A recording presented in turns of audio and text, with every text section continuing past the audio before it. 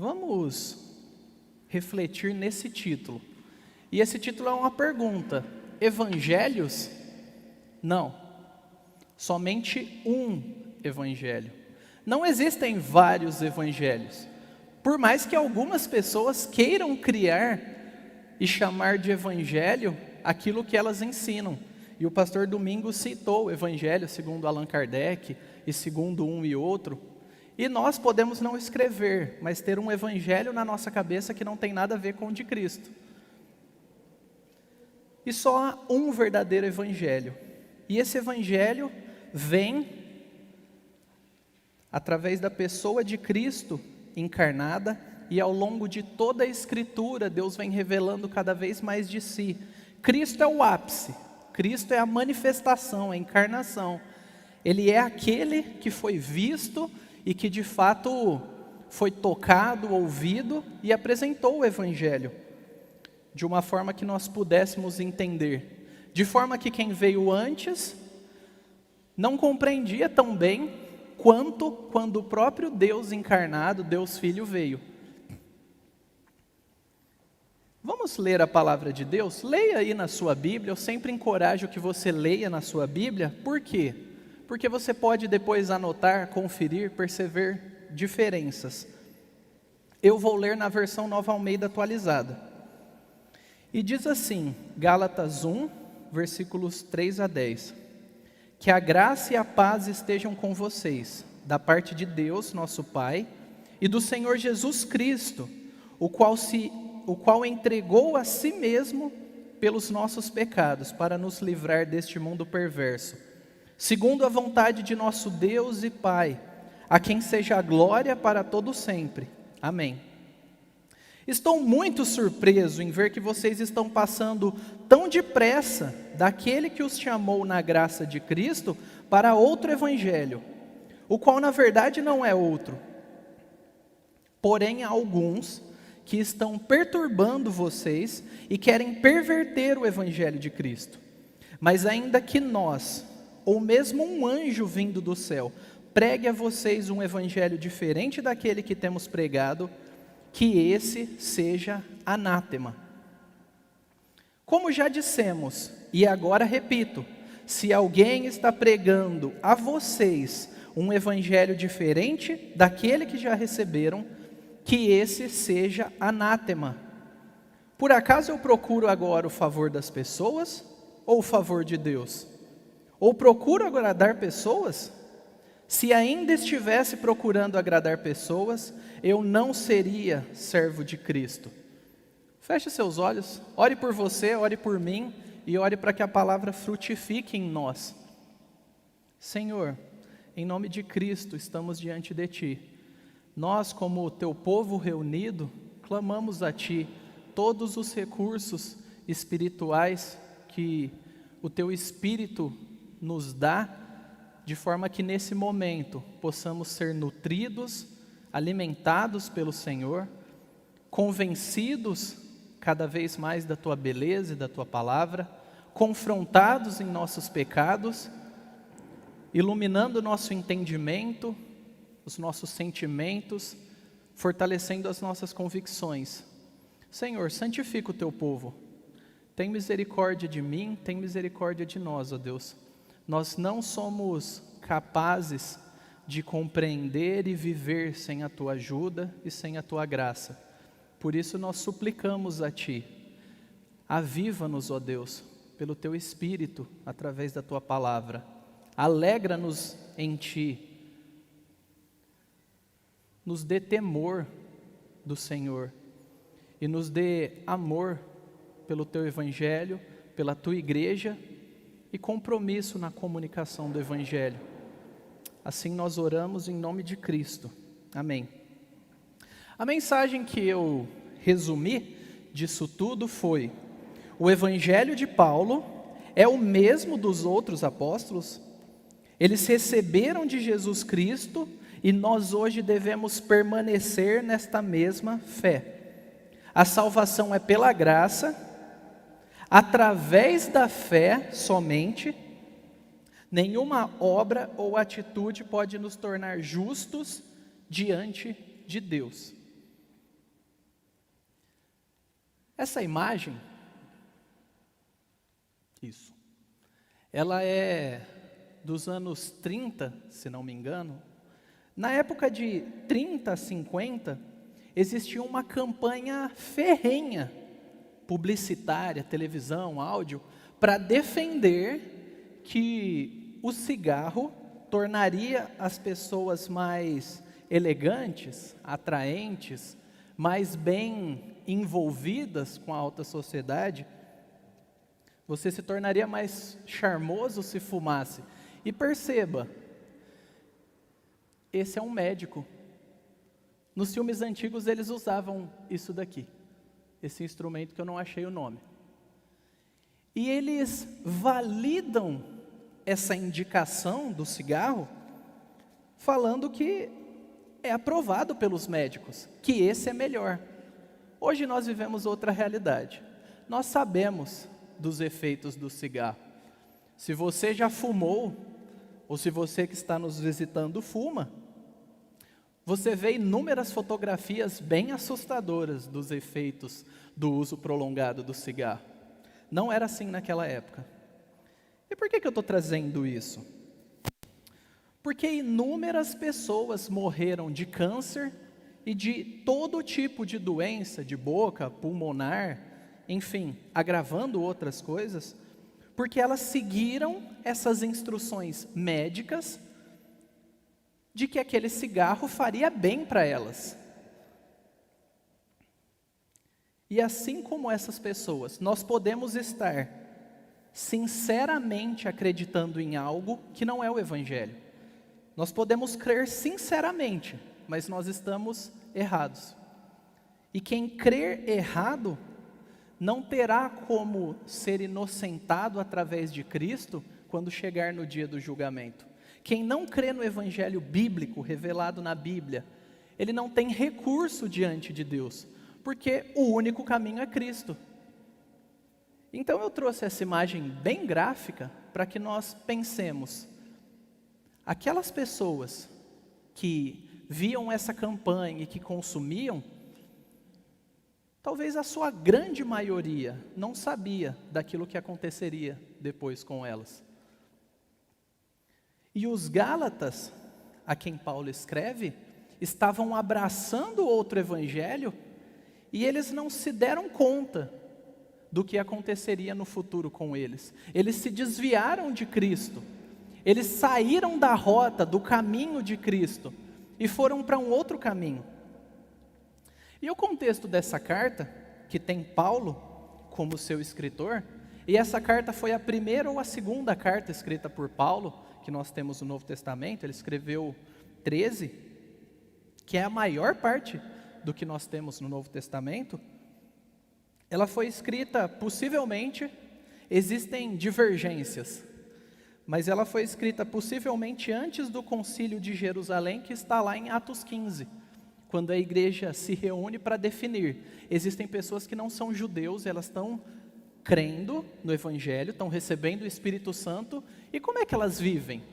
Antes a igreja era em sua maioria, judeus, ou pessoas que abraçaram o judaísmo e se dobraram à fé cristã. E aí? Eles são diferentes, eles não têm a mesma matriz de crença que nós.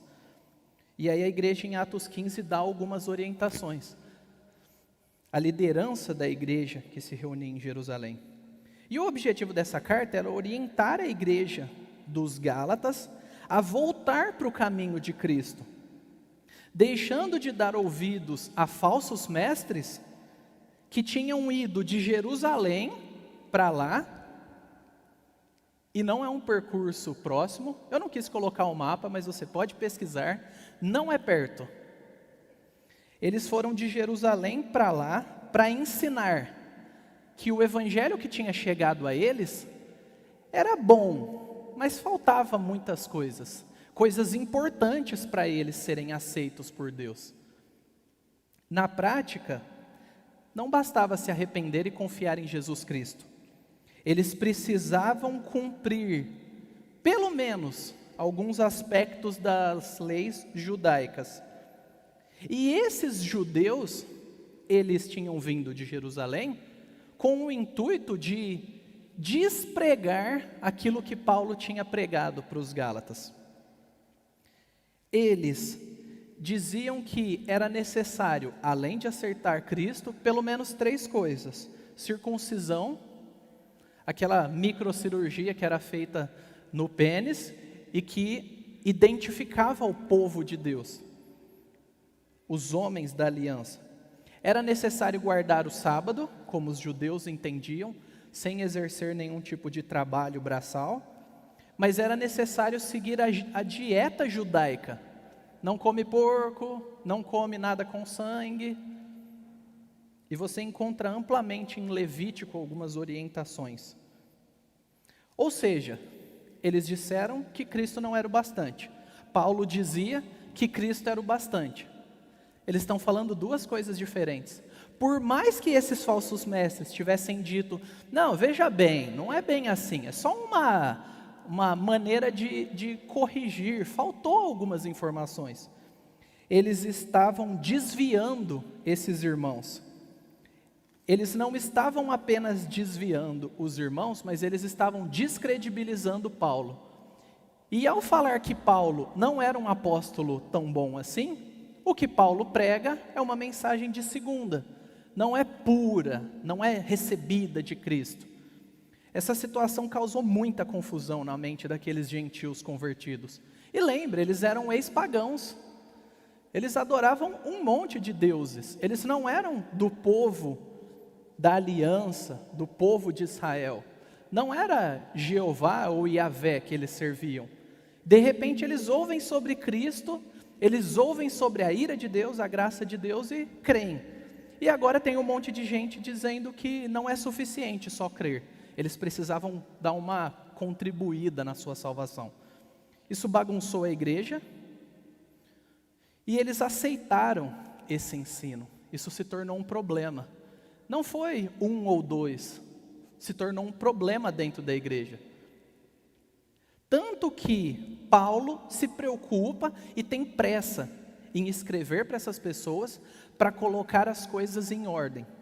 E nós vamos ver a intensidade com que ele defende o evangelho que ele prega, que é o mesmo de Cristo.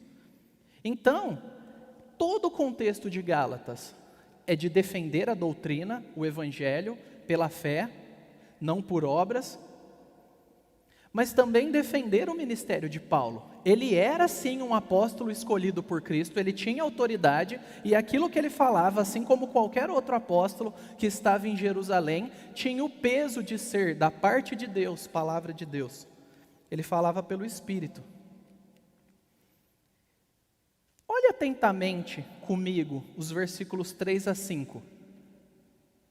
Que a graça e a paz estejam com vocês da parte de Deus, nosso Pai, e do Senhor Jesus Cristo, o qual entregou a si mesmo pelos nossos pecados, para nos livrar deste mundo perverso, segundo a vontade de nosso Deus e Pai, a quem seja a glória para todo sempre.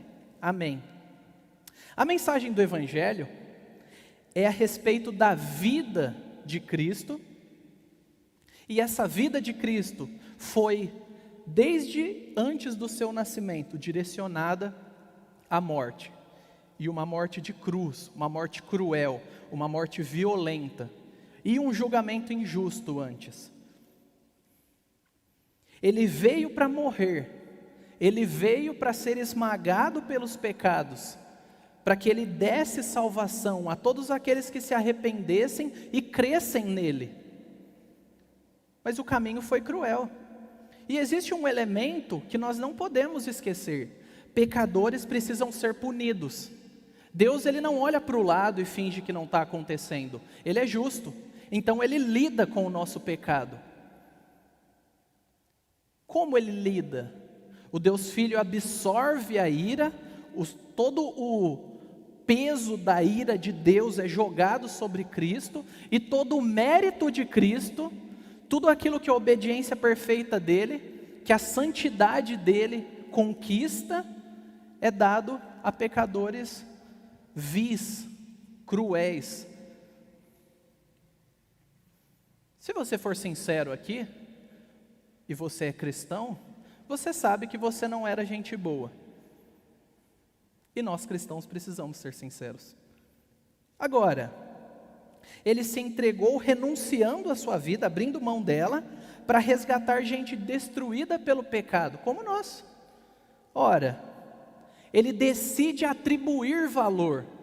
Nós não temos valor porque nós queremos ou por aquilo que nós fazemos.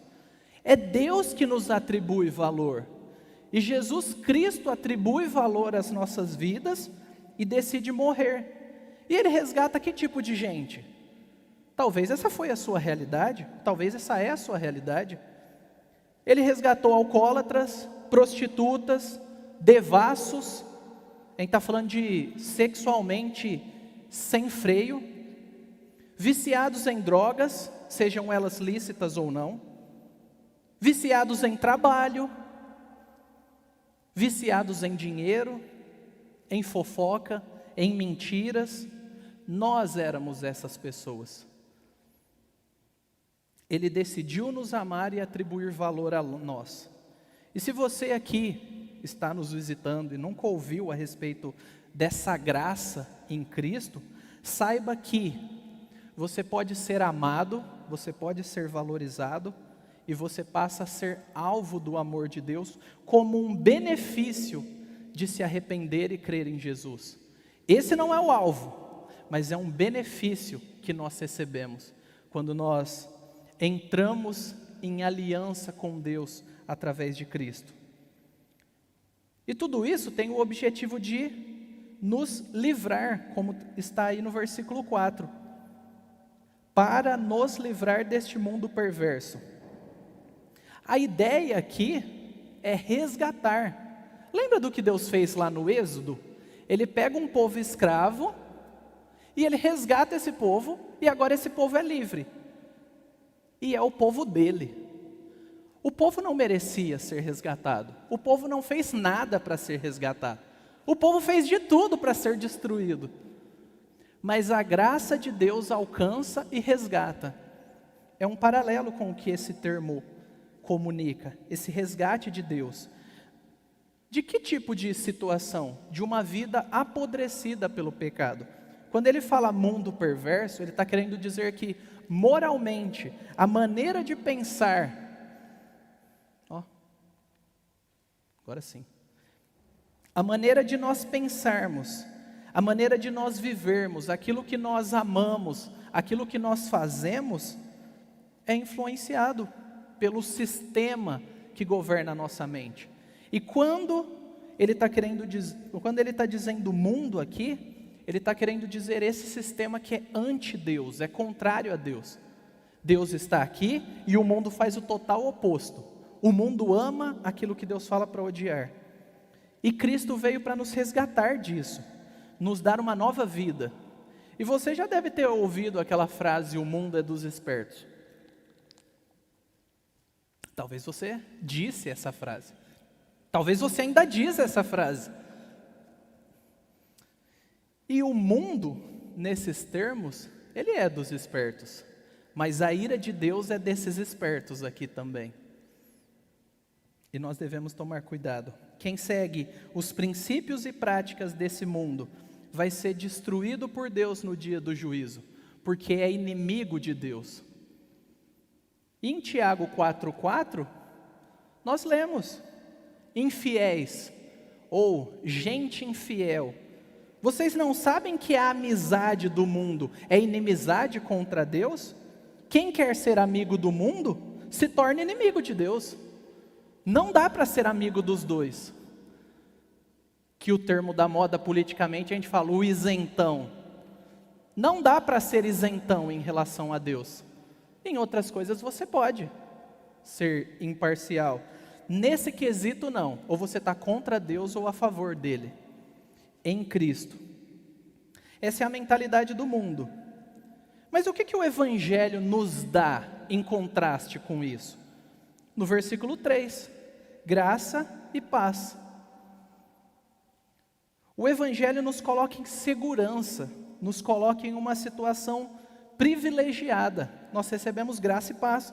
Nós somos agraciados por ter um relacionamento com Deus. Nós nos tornamos filhos, nós recebemos benefícios da graça de Deus. A salvação é um benefício, não é uma conquista. A não ser que nós atribuamos essa conquista a Jesus Cristo. Aí para Ele foi uma conquista em nosso favor. Em relação a nós não é uma conquista, é um presente, é graça. Mas nós temos outros privilégios. Ora, a igreja é um privilégio dos salvos. Fazer parte da família de Deus. Esse monte de pecador transformado em quem a graça de Deus brilha e que nós olhamos e nos esforçamos para amar e nós começamos a ver lampejos da graça, de transformação, de alegria, de paz. É um privilégio para nós. Nós recebemos o Espírito Santo. Nós recebemos propósito. Nós temos um para quê para a nossa vida. E nós recebemos dons para que nós sirvamos esse povo de Deus. Para que nós trabalhemos com afinco olhando para a eternidade. Esses são alguns dos benefícios que nós recebemos da graça. Mas nós também estamos em paz com Deus se nós estamos em Cristo.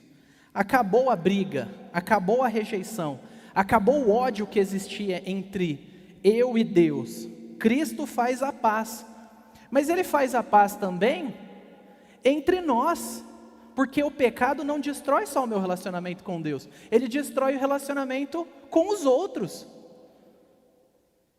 e Ele nos dá paz conosco, que você pode chamar de paz psicológica, ou consigo mesmo, ou paz interior. Esses são benefícios que nós recebemos. Agora, nós mudamos, se estamos em Cristo, de inimigos para gente nova, gente salva, filhos dele, outro tipo de pessoa. Essa é a mudança que o Evangelho faz em nós. Agora, continue lendo os versículos 6 a 7, por favor. Estou muito surpreso em ver que vocês estão passando tão depressa daquele que os chamou na graça de Cristo para outro evangelho, o qual na verdade não é outro. Porém, há alguns que estão perturbando vocês e querem perverter o evangelho de Cristo. Esse termo, estou muito surpreso, seria aquela ideia, eu estou espantado. Os mais descontraídos diriam, eu estou chocado com isso. E não de uma maneira positiva. É um absurdo isso que vocês estão fazendo. Vocês estão deixando o seu Salvador em troca do seu esforço. O seu esforço nunca deu conta. E Paulo fala isso garantindo, eu quando estive entre vocês, preguei o Evangelho a vocês. Eu me certifiquei que vocês ouvissem o Evangelho bíblico e que vocês aprendessem sobre Cristo, sobre a salvação. Olha onde vocês estão chegando. Eu amo vocês, por isso eu estou fazendo isso. Acordem. Ele deixa claro que o que eles passaram a crer parece ter a ver com o Evangelho bíblico, mas não tem nada a ver com o Evangelho de Jesus. Aos olhos dos Gálatas, era só um pouco diferente, mas quando eles acrescentaram obediência às obras da lei, eles perderam o Evangelho. São naturezas diferentes. Quando você se volta para o versículo 7 e fala, na verdade não é outro, na língua portuguesa geralmente a gente usa bastante, né? Fulano é casado e o outro também. Mas esse termo no grego, ele está dando uma ênfase na diferença. É tipo, isto é água e aquele outro é óleo. É isso que ele quer dizer quando diz, não é outro. É algo de natureza distinta. Um sapo e uma águia têm naturezas diferentes e vivem de forma diferente. Só para deixar bem claro, não era uma diferencinha que está tudo bem. Era uma diferença absurda e levaria eles para longe de Cristo. Paulo, ele fala que esses homens que eram inimigos dele e se tornaram inimigos de Cristo, porque estavam pervertendo, distorcendo eles no fundo estavam desgraçadamente errados sobre o Evangelho. E eu estou usando desgraça no sentido pleno da palavra. É a antigraça, é a ausência de graça. Se eu me esforço, não é graça. E eles tinham ido para perturbar eles. Se você quiser entender isso um pouco melhor, vire a página, ou do lado aí, no capítulo 2, versículo 15 a 17. Olha o que Paulo continua dizendo. Ele diz assim: nós, judeus por natureza e não pecadores dentre os gentios, sabendo contudo que o homem não é justificado por obras da lei, e sim mediante a fé em Jesus Cristo, também temos crido em Cristo Jesus, para que fôssemos justificados pela fé em Cristo e não por obras da lei. Pois por obras da lei ninguém será justificado. Mas, se nós, procurando ser justificados em Cristo, fomos também achados pecadores, será que isto significa que Cristo é ministro do pecado? De modo nenhum. Ele está dando uma ênfase aqui. A gente não volta. Nós estamos em Cristo, nós somos judeus e estamos em Cristo. Vocês, e isso inclui nós que não somos judeus, só podem ser salvos pela fé, assim como nós. A lei não é para vocês. A lei não vai servir para levar vocês até Deus. Não há salvação baseada na obediência. Logo, eles estavam correndo o risco de abandonar o verdadeiro evangelho por uma mentira, por uma compreensão errada que aqueles judeus ou judaizantes vieram difundir. E observe, esse falso evangelho iria deixar os gálatas na mão durante essa vida. Por quê? Porque o esforço próprio não é suficiente, inclusive, para nos dar paz de consciência quando nós fracassamos. E você sabe do que eu estou falando. Sabe quando está tudo bem e ainda não está tudo bem? Você experimenta isso hoje como cristão, só que você tem o consolo de Cristo. Agora volta e lembra antes, você só tinha a si mesmo em quem confiar. E quando você errava, você não tinha ninguém em quem confiar. E você não tinha paz de consciência. Então esse evangelho falso que é baseado nas obras, não tem poder de dar a paz, de dar os benefícios do evangelho. Nessa vida, não dá descanso. Agora pensa na eternidade. Eles iriam chegar diante de Deus com uma mentira. Eles iam chegar falando Jesus, mas a verdade, Jesus mais o meu esforço. E Deus não aceita a não ser Cristo. E chegarmos a Ele através de Cristo. Falsos mestres, falsos pastores, falsos apóstolos, nunca vão começar desviando por aquilo que é extremamente o oposto.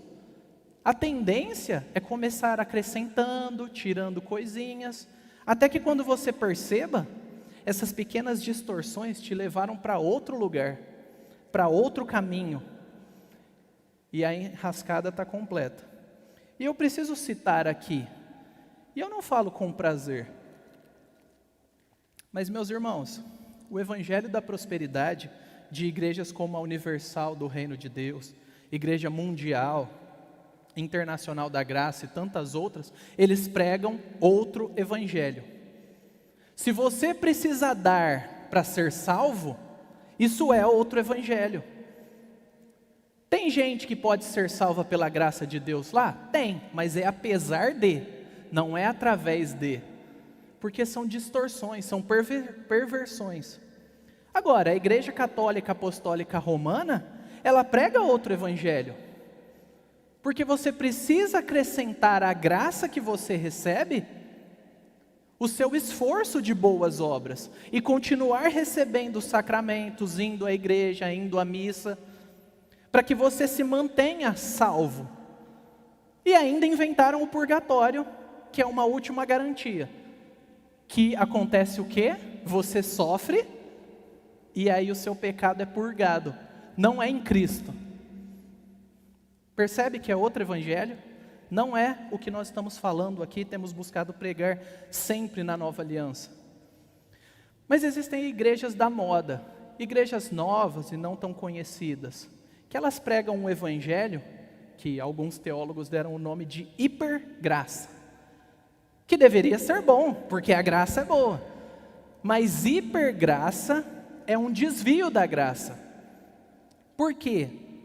Porque eles vão te falar que você é a coisa mais importante para Jesus, você é o foco de Jesus, você é o alvo da existência de Deus. Eles vão falar com essas ou outras palavras isso. Tome cuidado. Esse evangelho que não exige arrependimento, não comanda a santidade, não gera obediência e não se espera e se encoraja bons frutos, é outro evangelho. Cuidado, é pop, dá like nas redes sociais, todo mundo acha fofinho, mas é outro evangelho. Cuidado, não propague outros evangelhos. Curta e compartilhe com sabedoria. Você vai prestar contas, eu vou prestar contas das redes sociais que eu tenho também. Cuidado, irmãos. Agora, o que diz no 8 e 9? Mas ainda que nós, ou mesmo um anjo vindo do céu, pregue a vocês um evangelho diferente daquele que temos pregado, que esse seja anátema. Como já dissemos, e agora repito, se alguém está pregando a vocês um evangelho diferente daquele que já receberam, que esse seja anátema. E Paulo é duramente claro aqui, não há opções. Existem coisas que há opções na vida cristã. Seu cabelo, sua roupa, a maneira que você organiza algumas coisas da sua vida, a sua agenda, se você come carne ou não. O evangelho não é uma opção, é um ultimato. É a única chamada. É assim, se dobre, se arrependa e creia. Não tem outra opção. Se qualquer apóstolo, naquela época, ou falso apóstolo hoje, pastor, mestre, guru, coach, qualquer que seja o termo, e até um anjo aparecesse e pregasse uma mensagem diferente dessa, essa pessoa deveria ser rejeitada como um inimigo de Cristo, porque ela se tornou inimiga do evangelho, ela se tornou pedra de tropeço, ela é problema para a igreja, ela não está ajudando.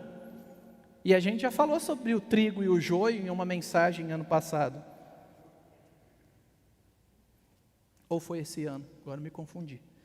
Mas nós precisamos ter clareza. Quando ele diz anátema, ele está querendo dizer rejeitado, fora, amaldiçoado, não faz parte da comunhão. Não é dos nossos, é contra os nossos. A gente vai odiar a pessoa? Não, mas nós vamos reagir extremamente firmes contra o ensino daquela pessoa. E a gente prega o evangelho correto para ela. E a gente torce no Espírito Santo que ela se arrependa e mude. Mas se ela se agarrar a isso, ela é cortada da comunhão. É isso que Paulo está falando aqui. Não dá para, em prol da unidade, aceitar todo tipo de erro e perder o verdadeiro evangelho. E perceba, quando a gente está falando de evangelho, a gente também está querendo dizer um conteúdo claro. A gente está querendo dizer Cristo encarnado, mas o ensino sobre Cristo. Dá para a gente avaliar, ler, entender, pensar. É testado, é analisado. E pode ser aceito por quem se arrepende e crê, mas pode ser rejeitado. Evangelho não é seu sentimento, e nem o meu, e nem a nossa ideia. É um conjunto de verdades que Deus nos deu e que a gente precisa se dobrar a elas. Não confunda o conteúdo do Evangelho com o fruto do Evangelho, que é a obediência, a transformação, a alegria. O que nós desfrutamos como fruto não é o Evangelho, é o resultado.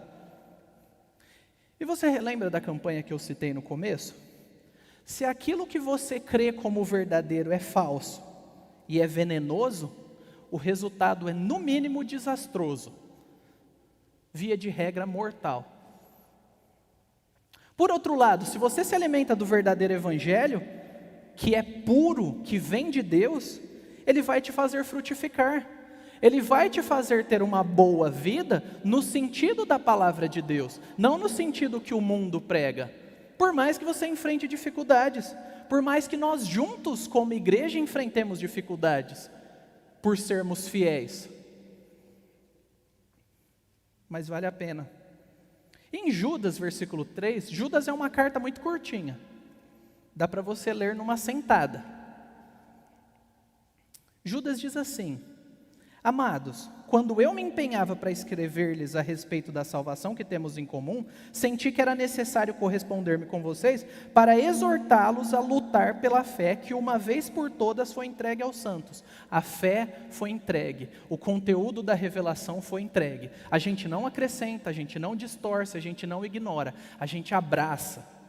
E a igreja se reúne ao redor da revelação do Evangelho e frutifica como desdobramento disso. Então nós não queremos ser criativos a respeito da mensagem do Evangelho. Nós devemos ser criativos através dos nossos relacionamentos para pregar o Evangelho e para desfrutá-lo. E caminhando para o versículo 10, diz: por acaso eu procuro agora o favor das pessoas ou o favor de Deus? Ou procuro agradar pessoas? Se ainda estivesse procurando agradar pessoas, eu não seria servo de Cristo. Paulo está falando que, assim como diz no versículo 2:9, o evangelho dele é o mesmo de Pedro, de Cefas, Pedro, de Tiago e João. Ele foi escolhido por Cristo. Ele não prega outro evangelho. Esse evangelho não tem mistura. Então você, meu irmão, e nós devemos nos animar nisso, e nós devemos animar os pastores da igreja. O pastor Domingos está ali, o pastor Oscar está ali, a equipe pastoral, nós temos o Marcos aqui, o Washington. Anime para que seja um deleite pregar a verdade. Não faça com que os pastores e líderes sejam tentados a se desviar da verdade para te agradar. Isso dificulta a vida de todos nós como igreja. Vamos batalhar juntos. E se um de nós sofrermos perda de emprego por falar a verdade do Evangelho, e eu soube de uma história essa semana de um irmão da igreja que foi coerente, falou a verdade e perdeu o emprego. Por outro lado, eu soube de uma história de uma pessoa que perdeu o emprego por ser coerente, e foram atrás dela da empresa, porque queriam saber o que aconteceu, e promoveram essa pessoa. Não existe regra nesse caso, mas o que existe é uma graça que te sustenta para se manter fiel e nos sustenta. Então, se você precisar terminar um namoro, se você precisar terminar a sua relação de trabalho ou de sociedade, se você precisar ser firme nas suas amizades, pense como Paulo. Se ainda estivesse procurando agradar pessoas, eu não seria servo de Cristo. Fale do Evangelho com sabedoria e clareza, mas fale, não mude o Evangelho. E existem 3 doutrinas ou ensinos que nós podemos tirar daqui. Toda autoridade flui de Deus, através da sua palavra. Nós não cremos na palavra por causa dos homens, mas o inverso. Nós cremos nos homens por causa da palavra de Deus, homens que temem a Deus. E qualquer pessoa que te ensine, que te aconselha, que prega, conteúdo que você consome na internet, que não se dobra a Cristo e não ensina coerente da palavra, coerente com aquilo que Cristo ensinou, foge. Não ouça quem não ama Cristo, quem não crê em Cristo e quem não obedece à palavra de Cristo. Esse tal não é amigo de Cristo. Porque João 15,14, Jesus chama de amigos aqueles que guardam, que obedecem à palavra. Então cuidado com o conteúdo que você consome, o que você lê e vê. E nós temos que entender que também existem hereges, pessoas que pervertem os outros na fé. É um fato. Nós precisamos entender isso. Qualquer pessoa que ensine diferente de Cristo ou dos apóstolos deve ser exortado. E o seu ensino distorcido deve ser rejeitado. E aqui eu vou ser bastante incisivo num exemplo. quando alguém diz para você, ou se alguém já te falou isso, que você não pode ser salvo, não pode ser salvo, sem dar dinheiro, sem cortar o cabelo ou deixar o cabelo crescer, sem falar em línguas, sem servir na igreja, ou obedecer tudo que um pastor ou líder espiritual falar, essa pessoa está se colocando entre você e Cristo. Se a pessoa diz que você precisa fazer isso aqui para ser salvo, ela não está preocupada com a sua alma. Cuidado. Eu louvo a Deus porque nessa igreja a gente prega a palavra. E a gente não faz esse tipo de coisa. E um terceiro ensino que nós podemos ter e adquirir para nós como base. A unidade evangélica é importante. A unidade dos cristãos é importante. Essa é uma igreja que chama Igreja Evangélica Batista Nova Aliança. Está no nosso nome, isso é importante. Nós precisamos entender, tudo o que fazemos como igreja é por causa do Evangelho. Nós só aceitamos como membros pessoas que professaram a sua fé no Evangelho. Elas disseram, e elas foram batizadas professando a sua fé, falando, eu sou parte do corpo de Cristo. Isso indica alguma coisa. Nós estamos unidos em um relacionamento em Cristo, porque Ele nos une espiritualmente, e por causa de Cristo. Esse é o motivo que nós permanecemos juntos e obedecemos. E se em nome da unidade, qualquer um de nós quiser jogar fora o verdadeiro Evangelho, a doutrina bíblica, nós estamos servindo ao inimigo de Cristo. Agora, se nós estamos comprometidos com a divisão da igreja, nós estamos servindo ao inimigo de Cristo. Doutrina, às vezes, divide onde há falso ensino, onde existem pessoas agarradas ao pecado. Mas a doutrina bíblica, o Evangelho nutre a igreja e faz com que a igreja cresça e traz alegria para todos nós. E nós temos algumas aplicações finais. E eu gostaria que você acompanhasse. Esse é um documento histórico da igreja que começou lá pelo 2º século, e existem várias formas dele, mas ele se tornou mais finalizado desse jeito no 7º século. Esse é o credo apostólico. E ele é meio que um resumão da nossa fé. Creio em Deus Pai Todo-Poderoso, Criador do céu e da terra.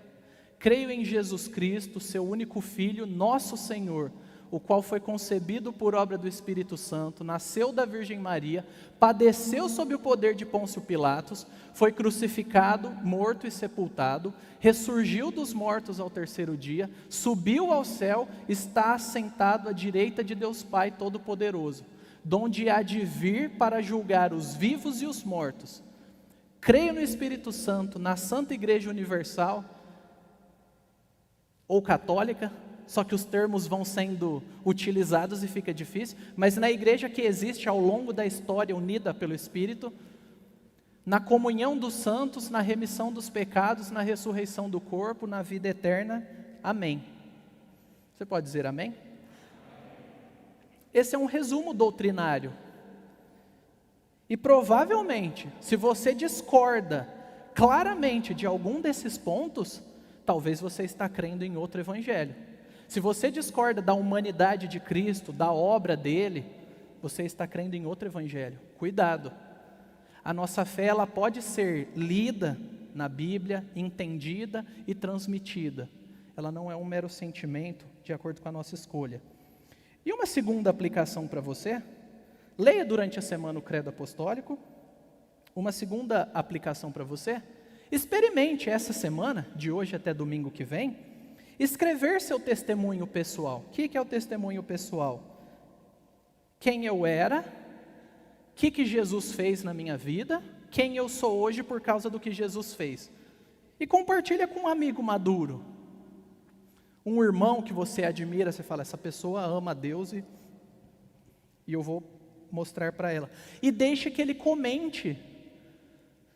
Depois compartilha com a sua esposa, se você quiser, leia junto com seus filhos, isso é importante.